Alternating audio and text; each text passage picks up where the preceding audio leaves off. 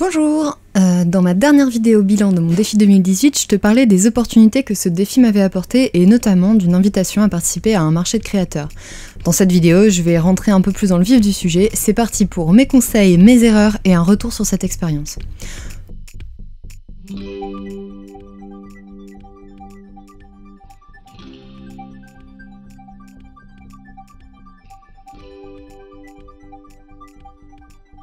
Tout commence par un mail de la part de Chloé du Puzzle Festival qui a repéré mon travail et me propose de participer à un Indie Market sur l'île.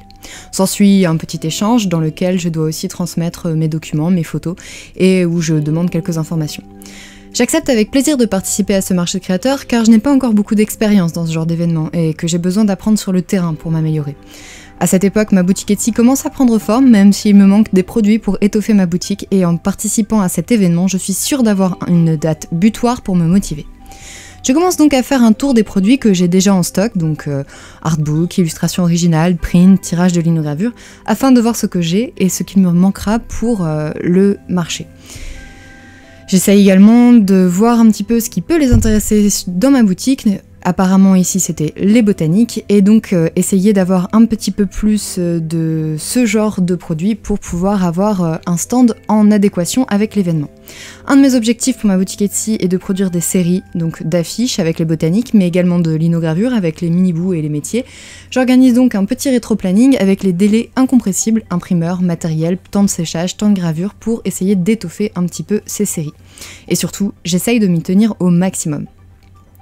Pendant cette période, j'essaye de travailler le plus efficacement possible et je mets entre parenthèses les réseaux sociaux, les vidéos YouTube pour me focaliser sur la qualité de mes produits.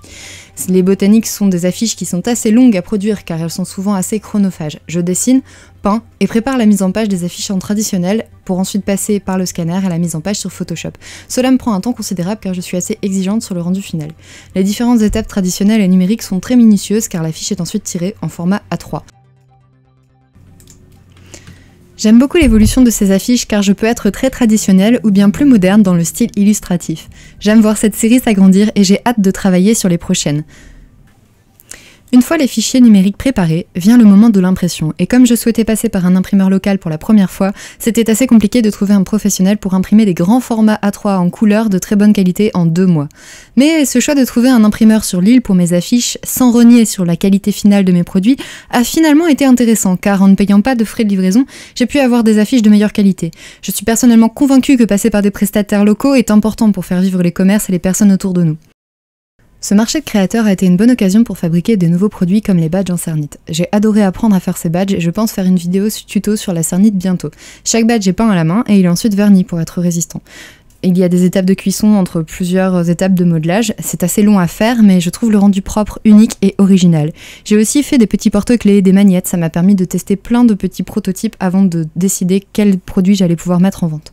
Il ne me restait plus qu'à faire la gravure d'une nouvelle linogravure sur le métier magique. La pâtissière a été bien plus longue à graver que prévu, mais j'ai réussi à la terminer juste à temps.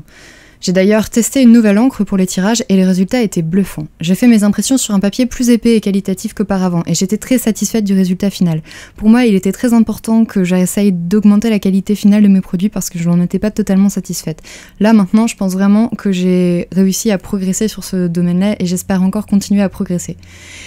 Quelques jours avant l'Indie Market, j'ai réfléchi à la mise en place du stand, à l'accrochage de mes affiches, j'ai calculé mes prix pour chaque produit, préparé mon livre de compte, fait ma communication sur internet pour attirer mes abonnés, mais également d'autres personnes qui pourraient être intéressées par un Indie Market. J'ai également fait pas mal de petites choses, comme prévoir les choses et mettre en place. C'était pas forcément la partie que j'ai préféré faire, mais c'était assez important à faire. J'ai même fait une checklist avant de partir pour être bien sûre d'avoir tout ce qu'il me fallait. Puis le jour J arrive, les produits sont prêts et la mise en place du stand planifiée. J'ai appris pas mal de choses pendant le marché en lui-même et je te conseille de bien réfléchir à la mise en valeur de tes produits. Mettre en avant ces produits passe aussi par la réalisation d'un stand qui dégage une esthétique proche de vos valeurs et de vos produits. J'ai d'ailleurs beaucoup appris lors de ce marché de créateurs et notamment en parlant et en échangeant avec les autres créatrices. Je trouvais ce rapport super cordial et franchement agréable. Créer des objets est parfois assez solitaire et pouvoir échanger sur sa passion est un vrai plus durant ces marchés. J'avais d'ailleurs réalisé de nouvelles cartes de visite sous les conseils avisés de mon mari et j'ai ainsi pu facilement échanger mes coordonnées que ce soit avec des potentiels clients ou des contacts pro. J'ai eu beaucoup de compliments aussi sur ces cartes et je pense que beaucoup de personnes vont les garder avec eux et peut-être me recontacter pour certains autres projets. D'ailleurs, c'était agréable de rencontrer et de parler avec les clients et les curieux. Chaque contact n'aboutit pas forcément sur des ventes, mais pas mal de conversations sur les produits, leur réalisation. C'est d'ailleurs parfois difficile de réussir à expliquer tout le travail qui se cache derrière chaque produit. J'ai également remarqué une vraie demande de produits écologiques, de produits créatifs ou décoratifs.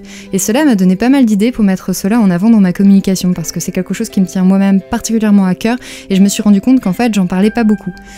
Une fois la journée passée et mon stock remballé, il me reste juste un petit peu de temps pour profiter de l'ambiance du festival et essayer d'avoir un ou deux cornets de frites, mais là c'était trop tard.